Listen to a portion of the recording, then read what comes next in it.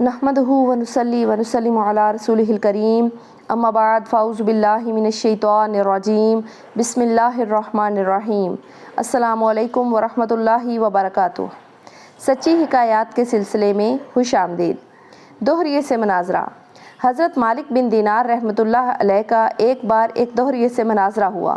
گفتگو بڑھ گئی اور بات یہاں آ کر ختم ہوئی کہ اس دوہریے کا ہاتھ اور حضرت مالک بن دینار دونوں کا ہاتھ یکجا باندھ کر آگ میں ڈالا جائے، پھر دیکھا جائے کہ آگ کس کے ہاتھ کو جلاتی ہے اور کس کے ہاتھ کو چھوڑ دیتی ہے۔ جس کے ہاتھ کو آگ چھوڑ دے وہ سچا ہے اور جس کے ہاتھ کو آگ جلائے گی وہ جھوٹا۔ چنانچہ دونوں کے ہاتھ باہم ملا کر باندھے گئے۔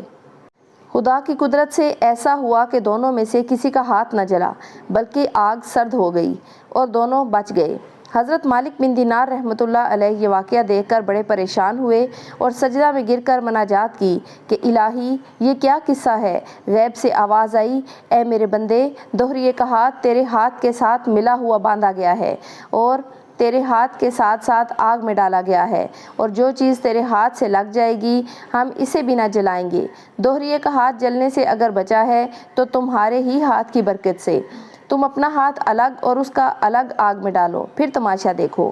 چنانچہ پھر دوسری مرتبہ ایسا ہی کیا گیا تو حضرت مالک کا ہاتھ تو محفوظ رہا اور دوہریے کا ہاتھ جل گیا اور اس کا جھوٹا ہونا ظاہر ہو گیا۔ اس سے ہمیں یہ سبق حاصل ہوتا ہے، اللہ والوں کی صحبت اور ان کے ہاتھ میں ہاتھ دے دینے کی برکت سے گناہگار نجات پا جاتے ہیں اور ان سے علیحدہ ہو جانے میں نقصان و خسارہ کے سوا کچھ بھی نہیں۔ اسی لیے اللہ تعالیٰ فرماتا ہے، کونوا مع الصادقین۔ جزاک اللہ خیرا کثیرا، وآخر دعوانا ان الحمد للہ رب العالمین۔